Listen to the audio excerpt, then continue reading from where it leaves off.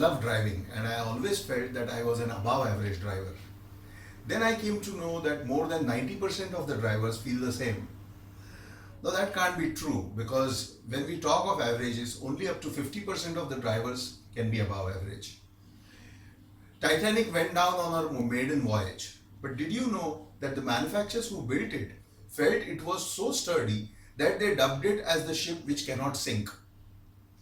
Overconfidence causes people to overestimate their knowledge and abilities, underestimate the risks, and exaggerate their ability to control events. Yeah. Some more examples of overconfidence.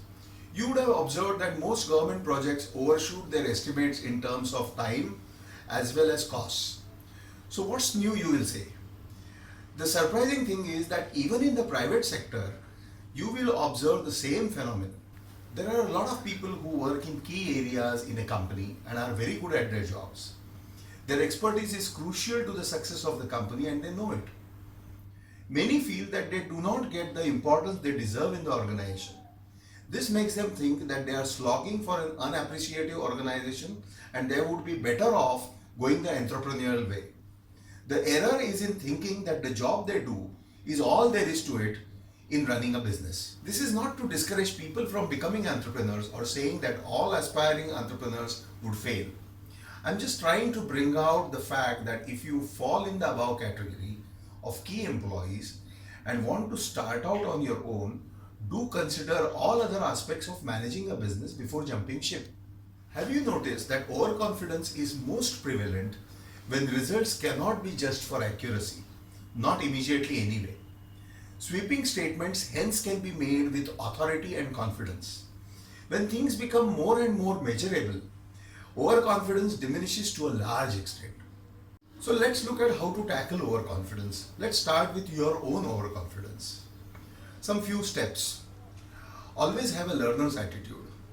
Be honest with yourself, assess your abilities and your limitations. Listen to criticism from people you trust so that you get a balanced viewpoint. Take time to consider before arriving at a decision. Don't be impulsive. Why is this offer so attractive? What have I not considered? Think those things. Then think before making commitments. Don't overcommit. Let's now see how we can prevent ourselves from becoming victims of others' overconfidence. We always tend to take the word of experts as gospel. But if you dig deep, you will find that the experts are not always right.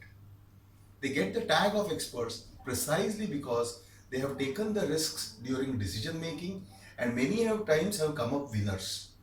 The wins are blown up by the experts themselves. This could be a case of hindsight bias where the expert also feels that the situation was clear to him right from the start. I suggest you see my video on hindsight bias, episode number 3.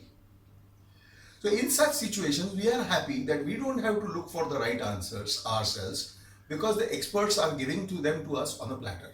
The overconfidence effect also applies when you make forecasts such as stock market performance over a year or your own firm's profits over 3 years. We systematically overestimate our knowledge and our ability to predict on a massive scale.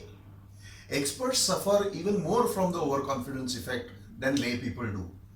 If asked to forecast all oil prices in 5 years' time, an economic professor will be as wide of the mark as a layperson will. However, the professor will offer his forecast with confidence and certitude. So see that you are not a victim of overconfidence of others. This is Yogin Sabnis. Do like, share and subscribe to my videos. Thank you for watching.